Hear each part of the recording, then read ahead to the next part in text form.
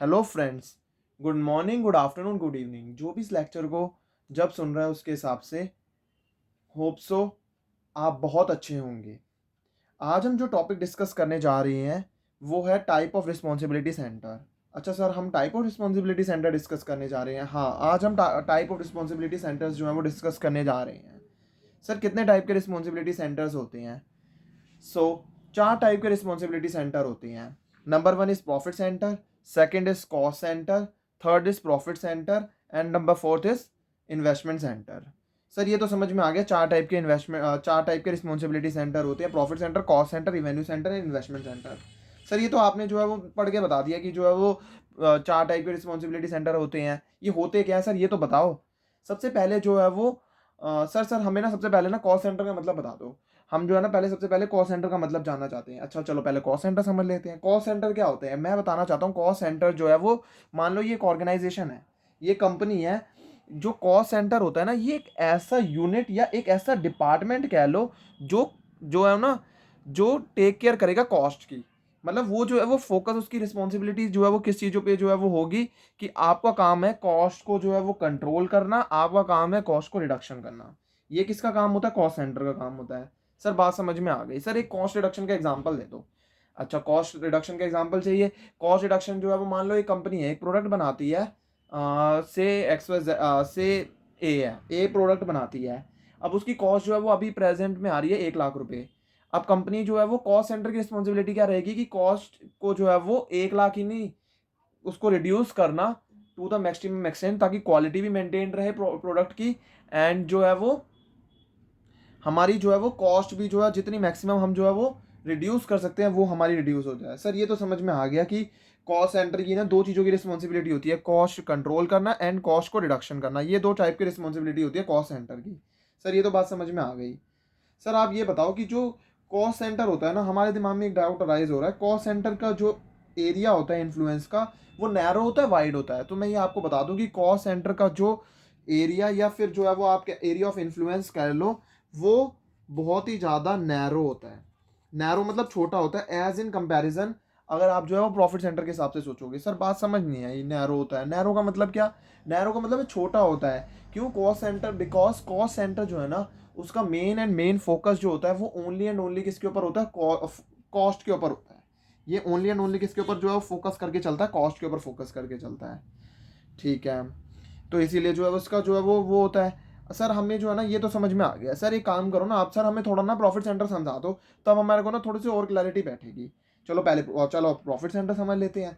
Profit centre का मतलब क्या होता है? प्रॉफिट सेंटर का मतलब है ये बिजनेस का वो सब यूनिट है जिसका जो है वो, जो जिसकी रिस्पॉन्सिबिलिटी पता है किस चीज़ की होगी। नाम से ही क्लियर है सर, नाम से ही क्लियर है। ये जो है ये प्रॉफिट की इसकी मेन रिस्पॉन्सिबिलिटी होगी, ये रिस्पॉन्सिबल होगा प्रॉफिट्स के लिए। सर, ये तो हमें नाम से क्लियर हो रहा था। सर, थोड़ा और बताओ ना। सर, हमें इंटरेस्ट आ रहा है, सर हमें मजा आ रहा है कि जो है वो और बताओ कि सर प्रॉफिट सेंटर का और सर रिस्पॉन्सिबिलिटी, रिस्पॉन्सिबल किस चीज़ के लिए होता है? तो मैं बता देता हूँ। जो प्रॉफिट सेंटर होता है ना, वो रिस्पॉन्सिबल होता है कि रिवेन्यूज एंड प्रॉफिट को मैक्सिमाइज करा जाए। अच्छा सर, रिवेन्यूज एंड प्रॉफिट्स को मैक्सिमाइज करा जाए। सर, रिवेन्यूज एंड प्रॉफिट्स में क्या डिफरेंस होता है? सर ये तो हमें पता ही है कि रिवेन्यूज एंड प्रॉफिट में क्या डिफरेंस होता है। रिवेन्यू का मतलब है सेल कितनी है कंपनी के अंदर, पूरी सेल तो जो है वो प्रॉफिट में नहीं कन्वर्ट हो जाती।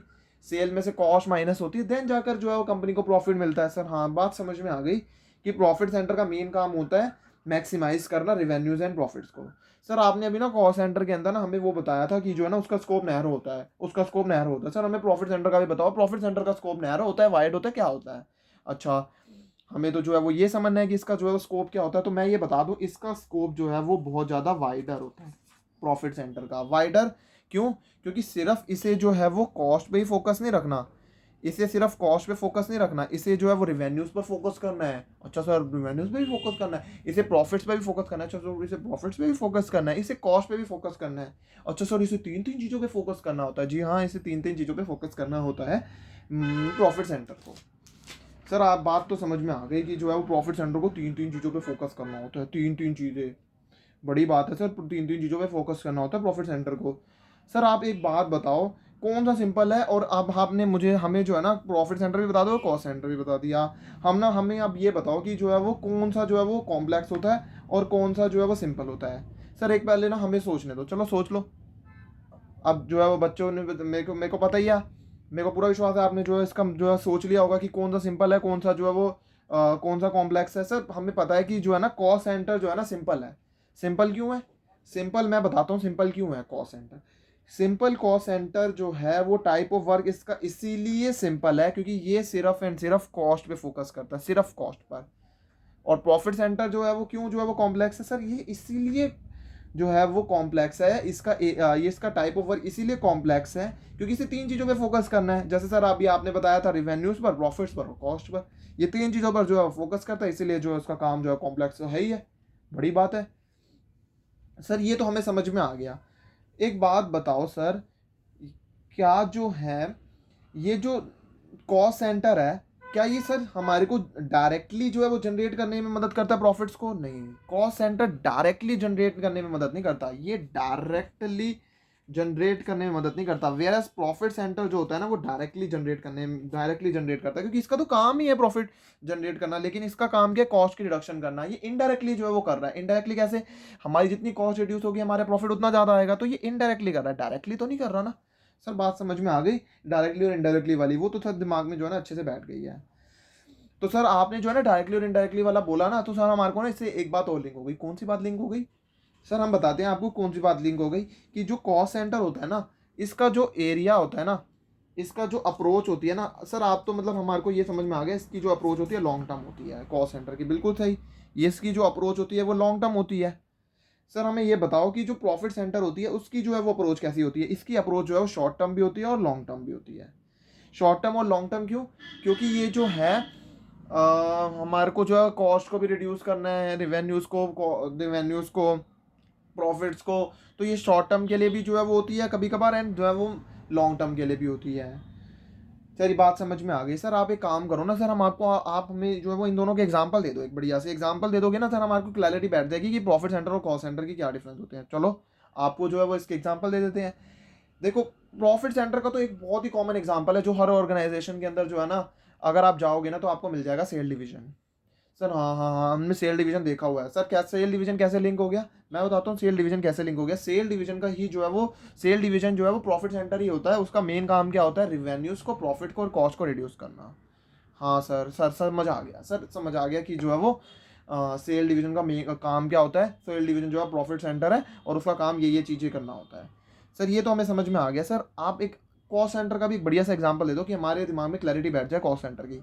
आपने कस्टमर सर्विस फैसिलिटी के बारे में सुना होगा, जिसका मेन काम ही कॉस्ट रिडक्शन होता है, कॉस्ट कंट्रोलिंग होता है। वो जो है वो बेस्ट एग्जांपल है किसका? कॉस्ट सेंटर का। अच्छा हाँ सर, हाँ सर, बात लिंक हो गई कि हाँ customer service facility better quality देनी है कस्टमर्स को, तो क्या कॉस्ट को उनका काम है, कॉस्ट जितनी ज़्यादा कम से कम हो उतना बढ़िया है। तो सर हाँ, ये तो हमें बात समझ में आ गई कि ये जो है ना ये सर हमें समझ में आ गई। ठीक है, तो ये हो गया मेरे पास प्रॉफिट सेंटर, ये हो गया, और ये हो गया हमारे पास कॉस्ट सेंटर। सर हमें ना एक बात समझा दो सर। अब हमें ना ये दो टॉपिक तो अच्छे से समझ में आ गए, हमें ना रिवेन्यू सेंटर का मतलब बताओ। तो हमने जो है वो रिवेन्यू सेंटर का मतलब होता है, रिवेन्यू सेंटर वो सेगमेंट होता है ऑर्गेनाइजेशन का जिसका मेन और जो प्राइमरी रिस्पॉन्सिबल किसके लिए होता है? सेल रिवेन्यू जनरेट करने के लिए। तो रिवेन्यू सेंटर जो है उसका मेन काम क्या होता है? सेल रिवेन्यू को जनरेट करना, मतलब सेल्स को जनरेट करना। जितनी सेल अच्छी, सेल बढ़ाना, मतलब सेल को जनरेट करने के लिए कोई तो डिपार्टमेंट होगा। ठीक है सर, हमने कॉस्ट का डिपार्टमेंट पढ़ लिया, प्रॉफिट का डिपार्टमेंट पढ़ लिया, सेल होगी, सेल में से कॉस्ट माइनस होगी तभी तो जाके प्रॉफिट होगा। हाँ सर बात तो सही है। तो सेल के लिए जो है वो सेल सेंटर होता है। सेल सेंटर के पास जो है, बट उसका सर एक बात बताओ ना सर, यूजुअली जो है वो रिवेन्यू जो सेंटर होता है उसका, वो उसका ऊपर जो है वो उसकी जो है वो परफॉर्मेंस कैसे इवेल्युएट होती है? मान लो हम जो है वो सेल रिवेन्यू सेंटर के अंदर है, हमारी जो है परफॉर्मेंस कैसे इवेल्युएट होगी? Good question. कि उसकी यहाँ पर परफॉर्मेंस को कैसे इवेल्युएट करा जाता है? यहाँ पर परफॉर्मेंस को इवेल्युएट करा जाता है जब हम एक्चुअल रिवेन्यू को बजटेड रिवेन्यू से कंपेयर करते हैं, एंड एक्चुअल मार्केटिंग एक्सपेंसेस को बजटेड मार्केटिंग एक्सपेंसेस के साथ कंपेयर करते हैं। मतलब हम किन दो चीज़ों को कंपेयर करेंगे? एक्चुअल रिवेन्यू को कंपेयर करेंगे बजटेड रिवेन्यू से, एंड एक्चुअल मार्केटिंग एक्सपेंसेस को कंपेयर करेंगे बजटेड मार्केटिंग एक्सपेंसेस से, और जो भी वेरिएंस आएगा उसको हम कंप्यूट करेंगे।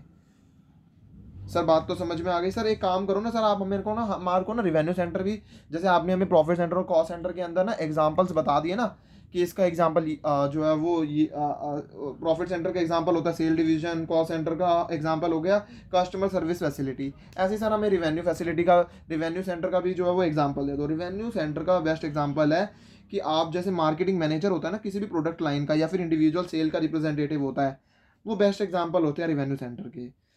अच्छा सर, ये तो बात समझ में आ गई। सर हमें आर को ना ये तीन चीज़ें समझ में आ गई। सर ये तीन चीज़ें जो है वो हो गई, तो चौथी चीज़ कौन सी हो गई? अब अगर मान लो कंपनी के अंदर सेल है, कंपनी के अंदर कॉस्ट भी हमने पढ़ ली, कंपनी के अंदर हमने प्रॉफिट सेंटर भी पढ़ लिया, ठीक है। अब हम अगर मान लो कंपनी के पास सरप्लस और एक्सेस फंड्स होंगे तो उनका क्या किया जाएगा? उसका जो है वो इन्वेस्टमेंट की जाएगी। सर उसके लिए फिर वो जो है वो इन्वेस्टमेंट सेंटर आ जाता है। अब हमारे को कौन सा सेंटर पढ़ना है? Investment centre. इन्वेस्टमेंट सेंटर के अंदर जो है, सर हमारे को ना इन्वेस्टमेंट सेंटर का मतलब बता दो। इन्वेस्टमेंट सेंटर जो है वो, इन्वेस्टमेंट सेंटर का जो है वो काम क्या होता है? अच्छा आप इन्वेस्टमेंट सेंटर का काम बता देते हैं। इन्वेस्टमेंट सेंटर जो है वो इन्वेस्टमेंट के लिए भी रिस्पॉन्सिबल होता है और प्रॉफिट्स के लिए भी रिस्पॉन्सिबल होता है। तो ये दो चीज़ों के लिए रिस्पॉन्सिबल होता है इन्वेस्टमेंट सेंटर। प्रॉफिट्स के लिए भी रिस्पॉन्सिबल होता है, प्रॉफिट्स के लिए भी रिस्पॉन्सिबल होता है, और इन्वेस्टमेंट्स के लिए भी रिस्पॉन्सिबल होता है। सर बात समझ में आ गई कि इन्वेस्टमेंट्स के, प्रॉफिट्स के लिए भी रिस्पॉन्सिबल होता है, इन्वेस्टमेंट्स के लिए भी रिस्पॉन्सिबल होता है। सर हमारे को ये बताओ कि जो इन्वेस्टमेंट सेंटर का मैनेजर होता है उसके, उसका किस किस के ऊपर कंट्रोल होता है? तो उसका मैं बता दूं, उसके पास कंट्रोल होता है रिवेन्यूज़ के ऊपर, एक्सपेंसेस के ऊपर, और कितना अमाउंट हमारे को सेंटर के जो है वो एसेट्स के ऊपर इन्वेस्ट करना है। ये सारा काम जो है वो, ये सारा का सारा कंट्रोल किसके पास होता है? इन्वेस्टमेंट सेंटर के मैनेजर के पास में। सर और थोड़ा बताओ कि यहाँ पर जो है वो, और थोड़ा बताओ कि यहाँ पर किस किस की जो है वो क्या क्या, कौन कौन सी पॉलिसीज फॉर्मुलेट करी जाती है? इसका डायरेक्ट इन्फ्लुएंस होता है माय डियर फ्रेंड डेट की कलेक्शन के ऊपर, इन्वेंट्री की पॉलिसी के ऊपर, जिससे हमारे को इन्वेस्टमेंट जो है वो एक इन्वेंट्री के अंदर पता चल जाती है कि कितनी हमने इन्वेस्टमेंट करी हुई है इन्वेंट्री के अंदर। ठीक है सर, हमारे को समझ में आ गया। सर हमारे को ना एक काम करो ना, आप जो है सर हमारे को ना आप नोट्स के थ्रू जो है ना थोड़ा गो थ्रू करा दो, कि ये जो है हमने जो पढ़ा है ना वो हमारे को एक बार नोट्स के थ्रू जो है वो गो थ्रू करा दो। चलो आ जाओ, हम आपको नोट्स के थ्रू जो है वो गो थ्रू करा देते हैं। जैसे अभी मैंने आपको बताया कि इन्वेस्टमेंट सेंटर का रिस्पॉन्सिबल किसके लिए होता है? वो प्रॉफिट और इन्वेस्टमेंट्स के लिए रिस्पॉन्सिबल होता है। जो इन्वेस्टमेंट सेंटर का मैनेजर होता है उसका कंट्रोल होता है रिवेन्यूज़ पर, एक्सपेंसेस पर, और जो अमाउंट कितना इन्वेस्ट करा है सेंटर के एसेट्स के अंदर। यहाँ पर हम क्रेडिट पॉलिसी फॉर्मुलेट करते हैं, जो डायरेक्ट, जहाँ पर हमारा कि कितना डायरेक्ट इन्फ्लुएंस है हमारा डेट की कलेक्शन पर, इन्वेंट्री की पॉलिसी पर। ये सर हमारे को तो समझ में आ गया, अभी हमने पढ़ लिया इन्वेस्टमेंट पॉलिसीज़ के ऊपर। हमारे को सर एक बार ना कॉस्ट सेंटर की भी जो है वो दिखा दो, कि कॉस्ट सेंटर का भी हमने सही पढ़ लिया है नहीं पढ़ लिया है। कॉस्ट सेंटर जो है वो एक ऐसा सेगमेंट होता है ऑर्गेनाइजेशन का जहाँ पर मैनेजर की रिस्पॉन्सिबिलिटी क्या होती है कि कितनी कॉस्ट के ऊपर, ना कि रिवेन्यूज़ पर। रिस्पॉन्सिबिलिटी जो है वो कॉस्ट सेंटर की ना तो रिस्ट्रिक्टेड कॉस्ट पर ही रिस्ट्रिक्टेड ही होती है, जो कॉस्ट सेंटर की जो रिस्पॉन्सिबिलिटी होती है। ये तो सर हमने पढ़ लिया था ये सारा का सारा। ठीक है सर, हम अपने थोड़ी सी ना डेफिनेशन जो है ना रिवेन्यू सेंटर की भी दिखा दो, कि रिवेन्यू सेंटर की क्या होती है। तो रिवेन्यू सेंटर जो है वो एक ऐसा सेगमेंट होता है ऑर्गेनाइजेशन का जिसका प्राइमरी पर्पस क्या होता है? सेल रिवेन्यू को कंट्रोल करना। सर समझ में आ गया कि इसका जो है प्राइमरी फोकस जो है वो क्या होता है? रिवेन्यू या फिर सेल को कंट्रोल करना। अब मैं आपको जो है वो एक बार प्रॉफिट सेंटर की भी दिखा देता हूँ। प्रॉफिट सेंटर की जो है वो रिवेन्यूज़ को भी जो है वो रिस्पॉन्सिबल होता है, और यहाँ पर जो है वो कॉस्ट के लिए भी रिस्पॉन्सिबल होता है। सर समझ में आ गई। सर हमारे को ना चारों चीज़ें अच्छे से समझ में आ गई कि प्रॉफिट सेंटर क्या होता है, कॉस्ट सेंटर क्या होता है, रिवेन्यू सेंटर क्या होता है, एंड इन्वेस्टमेंट सेंटर क्या होता है। हमें रटने की भी जरूरत नहीं पड़ी। तो ये तो अच्छी बात हो गई कि हमारे को रटने की भी जरूरत नहीं पड़ी, और हमारे को मज़ा भी आ गया, इंटरेस्टिंग भी था कॉन्सेप्ट, और हमारे दिमाग में क्लियर भी हो गया कि कितने टाइप के रिस्पॉन्सिबिलिटी सेंटर होते हैं। 4 टाइप के रिस्पॉन्सिबिलिटी सेंटर होते हैं, profit centre, cost centre, revenue centre and investment centre. और हमारे को इनके चारों के एग्जाम्पल भी अच्छे से समझ में आ गए, हमारे को अप्रोचेस भी समझ में आ गई, हमारे को ये भी टाइप ऑफ वर्क भी अच्छे से समझ में आ गया, हमारे को चारों का मीनिंग समझ में आ गया, हमारे को ये समझ में आ गया कि किस किस चीज़ों के लिए ये रिस्पॉन्सिबल होती हैं, और हमारे को एरिया ऑफ इन्फ्लुएंस भी समझ में आ गया। सो अगर आपको किसी भी पॉइंट के अंदर किसी भी टाइप की कोई भी दिक्कत हो तो नीचे दिए गए कमेंट बॉक्स के अंदर आप मुझे ज़रूर बताएं। मैं आपको, अगर आपको कोई भी दिक्कत रहती है मैं आपको जो है वो बताऊंगा। साथ ही में अगर आपको कोई भी कॉस्टिंग के कोई और कॉन्सेप्ट्स ऐसे हैं जिसके अंदर आपको लगता है कि मैं आपको वीडियोस बना के जो है वो और अच्छे से समझा पाऊँ, तो आप मुझे जो है नीचे दिए गए कमेंट बॉक्स के अंदर आप ज़रूर जो है बता सकते हो। और जो है वो चैनल को लाइक, सब्सक्राइब एंड शेयर करना मत भूलना। And thank you everyone, it really feels great, and thank you everyone for watching my video.